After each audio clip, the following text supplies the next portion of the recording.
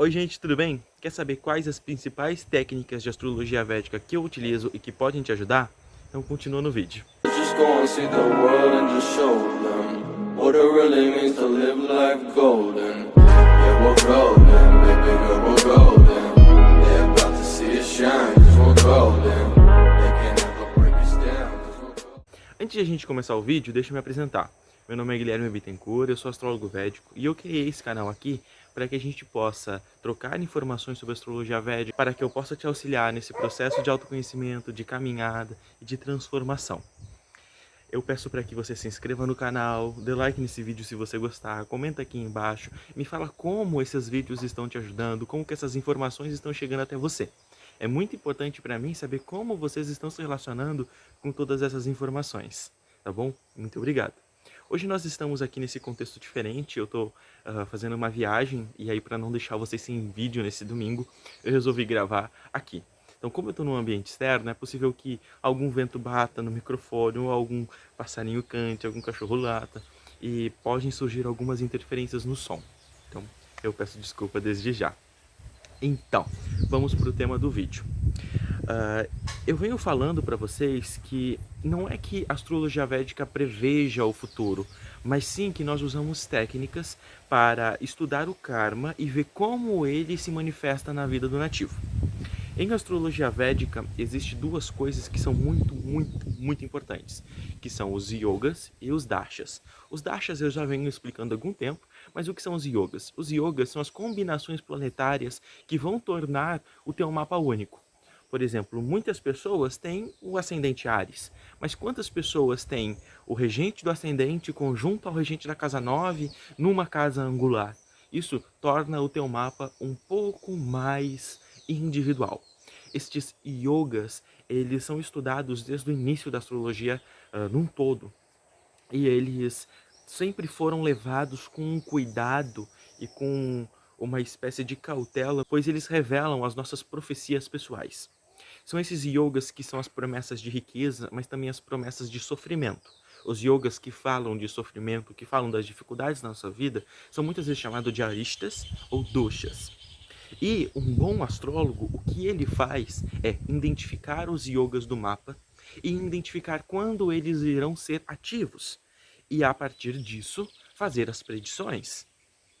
É assim, basicamente, um resumo bem sintético de como um astrólogo trabalha. Ele olha para a tua carta natal, identifica os yogas e as promessas que tem nela. Depois disso, ele verifica quando essas promessas irão acontecer. Isso porque nós partimos daquele conceito de que nem tudo no nosso mapa natal está ativo sempre. As coisas, elas têm um tempo de ativação. E as técnicas que eu vou falar hoje são justamente essas técnicas que falam do tempo de ativação das coisas. É muito importante que nós, antes de fazer qualquer tipo de leitura astrológica, nós tenhamos uma base significativa sobre os signos, planetas, casas, aspectos, regências de dignidades. Isso é o básico da astrologia. E isso que vai nos ajudar a delinear os yogas. Quando a gente entende o conceito de regência de casas, de aspectos, de dignidades, nós conseguimos, então, levantar os yogas do mapa. Então, uma das primeiras coisas para você estudar são esses pontos: casas, planetas, aspectos, dignidades. Sem isso, você não vai conseguir dar nenhum passo na astrologia védica. Depois disso, você tem que começar a estudar os yogas. Os yogas mais fáceis de ser estudados são os Bhava Yogas, que é, por exemplo, o regente da casa 1 na casa 5, regente da casa 2 na casa 10. Tanto o Mantra Shivara na Paladipika quanto Parashara no Brihat Parashara Shastra trazem os efeitos dessas posições. B.V. Raman também, nos seus livros, traz os efeitos desses regentes, cada regente em uma casa. O que acontece é que essas yogas iniciais, elas nos dão um entendimento genérico do mapa.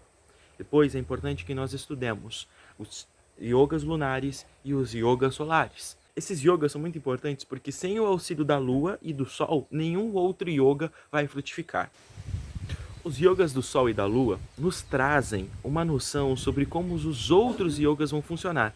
Porque sem o apoio do sol e da lua, nenhum outro yoga frutifica com a sua máxima influência. Então é importante que nós analisemos os yogas do Sol e da Lua em primeiro lugar. Depois nós vamos ter os Nabasas Yogas, Raja Yoga, Dana Yoga, Daridra Yoga e muitas outras coleções de yogas, que é muito importante nós termos uma noção ou um leque de diversos yogas, porque em cada mapa pode surgir variantes diferentes de cada configuração. A partir daí, nós temos que ter em mente todas as técnicas de ativação desses yogas. E elas são trânsitos, dashas, eclipses e aspectos em trânsitos. Eu considero como de suma importância para fazer uma predição os dashas. São os dashas que influenciam muito mais na Kali Yuga, segundo a minha visão e segundo o que eu estudei e testei. Então, em primeiro lugar, são os dashas que vão ativar esses yogas, essas casas, esses signos e esses planetas. Em segundo lugar, nós devemos ver os trânsitos, principalmente o trânsito do Lagnesha e os trânsitos a partir da Lua, do Ascendente, e eu costumo olhar os trânsitos a partir da 9ª casa.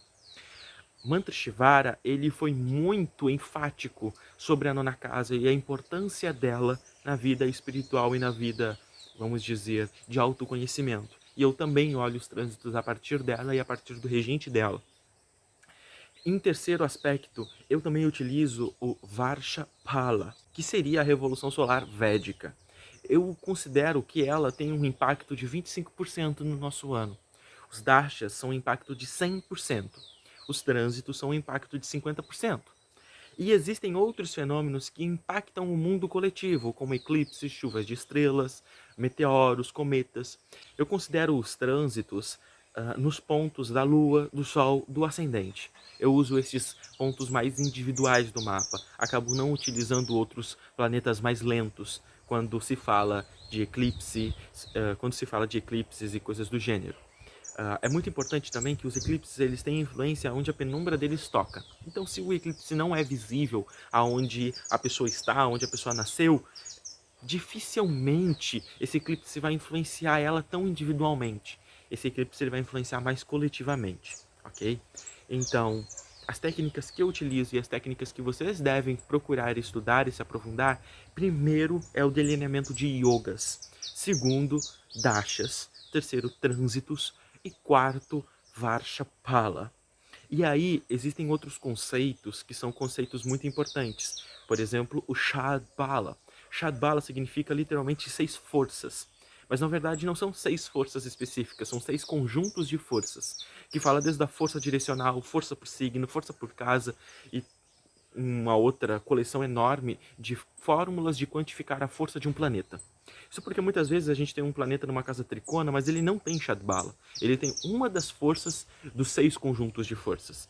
E às vezes a gente espera que ele vai dar um bom resultado quando ativo por Dash e ele não dá. Isso porque nós ignoramos o Shadbala, as 6 coleções de força daquele planeta. E se ele detém as 6 coleções de força, ele vai dar efeitos inesperados, efeitos muito bons. Também é muito importante, quando a gente está falando de trânsitos, estudarmos e considerarmos o Ashtaka Varga, que é uma pontuação das casas para a gente saber o impacto dos trânsitos nas casas. Muito importante que, quanto mais inesperado um evento, quanto mais raro o evento, mais ele depende dos trânsitos para acontecer, ok? E eu sei que todos esses temas são muito complexos e eu estou falando muito nomes em sânscrito, mas é inevitável, porque essas técnicas é a base fundamental das predições. E sem elas, você não consegue fazer uma predição de sucesso.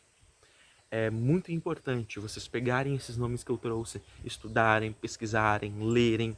Existe já muito material sobre isso em português, vocês podem ver aí nos grupos de Facebook, nos sites, mas também é essencial que vocês tenham um pouco do domínio da língua inglesa ou do tradutor e leiam também em sites do exterior para que vocês possam melhorar ou afinizar o seu grau de precisão, ok? É muito importante nós sabermos que a astrologia védica ela é precisa se nós usarmos as técnicas corretas para as coisas corretas. Muitas vezes as pessoas estão tentando justificar algumas mazelas, alguns sofrimentos em técnicas que não têm tanto impacto assim. Badak e Badakesh é uma técnica terciária que foi utilizada em dado momento da história e hoje em dia ela já não tem mais tanto impacto assim. né? Upagrahas têm efeitos secundários também, eles não têm efeitos primários. Deem atenção aos dashas, aos planetas ativos, os vargas que esses planetas ocupam, os signos, a força de signo que ele ganha. E aí vocês vão ter resposta das perguntas e dos questionamentos de vocês. Não se percam em técnicas que servem para outras coisas. Quando vocês vão usar Karaka Sancha, ou quando que vocês vão usar Savancha? Quando o assunto é espiritualidade e quando os dashas já não estão mais explicando minuciosamente aquilo que você quer saber, né? E aí você vai ir para outras técnicas, né? Eu deixei de mencionar que eu utilizo muito os padas e os charakarakas. Eles são muito precisos quando a gente está falando de Vinsotari Dasha, né? Ou os dashas dos nakshatras. Os padas, eles são espelhos, tradução literal, né? E eles falam de eventos concretos em si. Os charakarakas, eles são muito precisos na ativação de dashas, de planetas, e eles realmente nos põem em contato com as pessoas e com os assuntos simbolizados pelo aquele charakaraka. Os charakarakas, eles são significadores temporários dos planetas. Por exemplo, o planeta que está em maior grau no teu mapa, ele fala sobre você, sobre o teu eu interior. Ele te põe em contato com aspectos do teu eu interior, da tua vida, das tuas escolhas. Agora, quando ativa o planeta com menor grau no teu mapa, ele te põe em contato com assuntos de relacionamento, com parceiros, com parceiras. E, novamente, trazendo aquele conceito que eu já venho conversando com vocês. Se vocês querem fazer da sua vida algo mais assertivo, procurem organizar as suas atividades de acordo com a ativação desses planetas. E usar os charakarakas junto com padas e yogas torna a leitura de vocês, torna a previsão de vocês extremamente precisa. Assim vocês vão conseguir fazer predições com datas e direções, né? Por exemplo, você vai saber que no dia tal, em tal direção, você pode encontrar o emprego que você está procurando. Então, com essas técnicas, vocês vão conseguir chegar em uma precisão absurda sobre previsões, né? Eu espero que esse vídeo tenha ficado um pouco claro para vocês. Eu sei que eu tratei de assuntos bem complexos e aí ele vai acabar servindo mais para quem já está estudando astrologia védica. Mas o propósito aqui do canal é poder auxiliar o máximo de pessoas possíveis e as diversas demandas que nós temos na comunidade astrológica. Se você gostou do vídeo, dá like aqui. Se você não gostou, diz o porquê você não gostou. Como eu sempre digo, eu não sou infalível, né? E é sempre bom a contribuição de vocês aqui no canal. Um forte abraço, tenham um excelente 2020 e até mais. Tchau, tchau. Just go and see the world and just show them what it really means to live life golden. Yeah, we're golden, baby girl, we're golden. They're about to see it shine, 'cause we're golden.